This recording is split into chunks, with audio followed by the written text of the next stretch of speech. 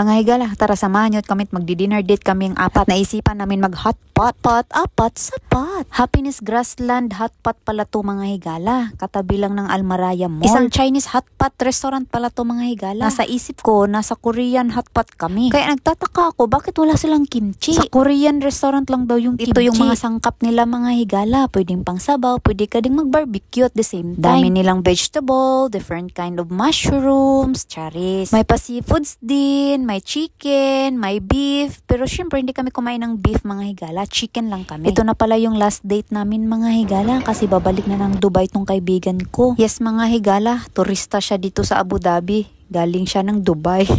Ay siya, masarap din naman yung food dito eh. Ito yung energy nila mga higala after nilang kumain dito. Magto 10 PM na pala to mga higala kaya wala masyadong tao. Anong walang masyado? Kami nga alang yung tao kaya nagpatugtog sila ng mga pabudots dito. Kaya ito namang mga kaibigan ko sayaw ng sayaw. Ay siya Bex, pakitaan mo na ng energy after ng ice cream.